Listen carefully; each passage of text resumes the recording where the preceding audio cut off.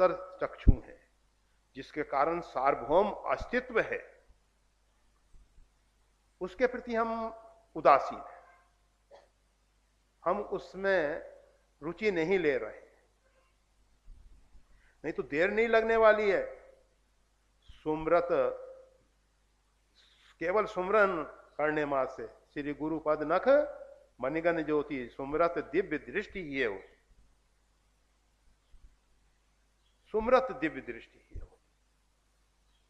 केवल सुमरन करने मात्र से अंदर दिव्य दृष्टि हो जाएगी। उघरई विमल विलोचन ही के, मिटई दोष दुख भवरजनी के। तो उस अंतर चक्षु को खोलने के लिए गुरु कृपा ही केवल। तो इस प्रकार से इसको समझना चाहिए कि हमारे पास सब प्रकार के बल हैं, सब प्रकार की योग्यताएं हैं, क्षमताएं हैं, परंतु सबका सार गुरु कृपा ही, सबका सार गुरु कृपा ही है।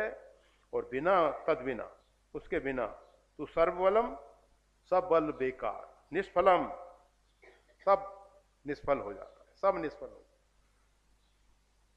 पेड़ तो बहुत लंबा चौड़ा लगेगा, फल नहीं लगेंगे।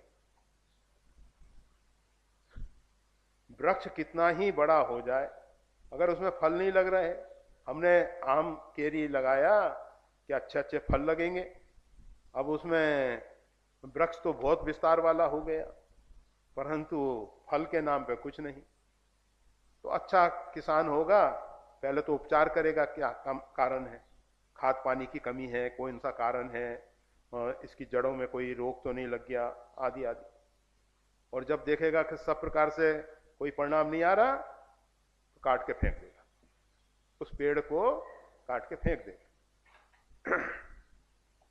तो यहां कहा जा रहा है कि अगर गुरु कृपा नहीं है तो हमारे पास, जिसके लिए हम बहुत आपाधापी किए हैं, बहुत दौड़ धूप किए हैं, बहुत मतलब परिश्रम किए हैं, देह बलम गेह बलम, पता नहीं क्या क्या खाद्य पदार्थ हम लेते हैं, नाना शरीर में हमारे विटामिन डी की कमी हो गई, बी कॉम्प्लेक्स में B12 की कमी हो गई, EA, अरे सब हम पूर्ति करते हैं, सब पूर्ति करते हैं कि शरीर हमारा तंदुरुस्त रहे, हृष्ट पुष्ट बने। बहुत हम कोशिशें करते हैं, शरीर को कितना ही पुष्ट कर लिया। इसी प्रकार से परिवार के सदस्यों को खूब बढ़ाया। आजकल तो छोटा परिवार सुखी परिवार है, परंतु कहीं कहीं वो पुराने लोग कि 4 भाई हैं तो एक भाई पहलवान बनाओ, क्योंकि लड़ाई झगड़े होते हैं जब, तो एक को लड़ने मरने के लिए तैयार रखो, एक को बाजार का काम देखने के लिए तैयार रखो, एक को घर का काम देखने, ऐसे ऐसे सब काम बांट लेते। तो परिवार के सब सदस्य अनुरूप अनुकूल हैं सब, और धन भी परमात्मा की कृपा से, वैसे आज तक धन से किसी को संतोष नहीं हुआ है, फिर भी मान लो कि पर्याप्त है। और विचार, हमने विचारों की इतनी ऊंची उड़ानें भरी हैं और उतनी हमें क्षमता है, नाना प्रकार के तर्क, नाना प्रकार के विचार, इन सब के हम बहुत धनी हैं, बहुत धनी हैं।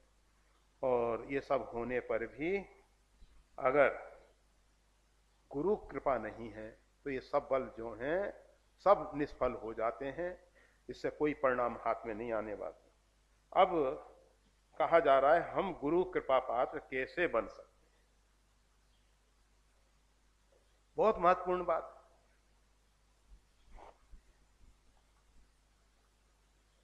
वो तो सरल उपाय तो ये है, डोरी सौंप तो एक बार, तेरा राम जी करेंगे बेड़ा पार।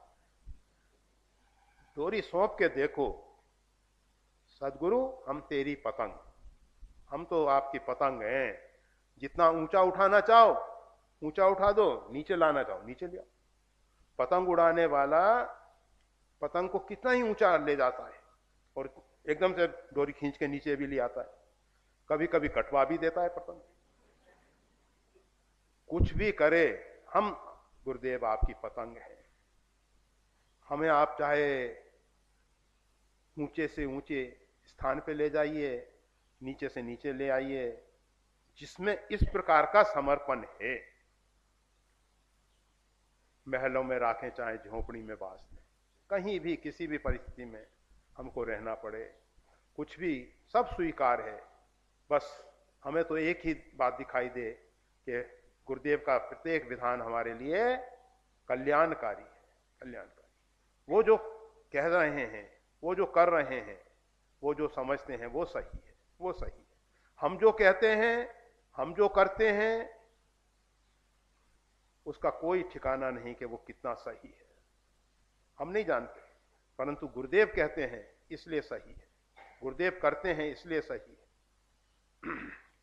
गुरुदेव समझते हैं इसलिए सही है।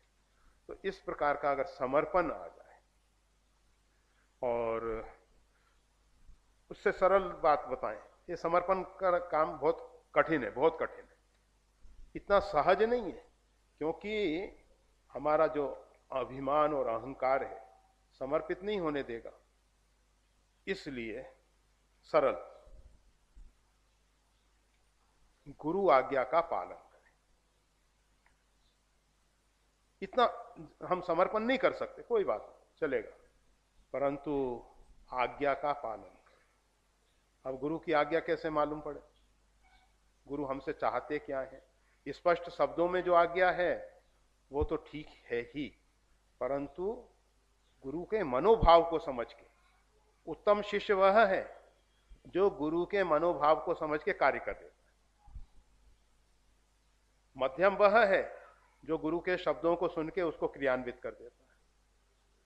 और जो गुरु के शासन में चल नहीं सकता है वो तो शिष्य है ही नहीं, है ही नहीं। शिष्य का अर्थ ही यह होता है कि गुरु के शासन में चल सके, और जो गुरु के शासन में नहीं चल सकता वो शिष्य कहलाने का अधिकारी नहीं है। उसने अपने शिष्यत्व की योग्यता को खो दिया, वो शिष्य रहा ही नहीं। तो बस गुरु के कृपा पात्र कैसे बने? गुरुदेव जो हमारे अंदर परमात्मा का दिव्य संदेश रखना चाहते हैं, परमात्मा की लीला को समझाना चाहते हैं, उसको हम समझने की कोशिश करें। हम नहीं समझ सकते, गोस्वामी तुलसीदास जी ने कहा, तत्वी कही गुरु 12 ही बार, अनेकों बार हम श्रवण करें।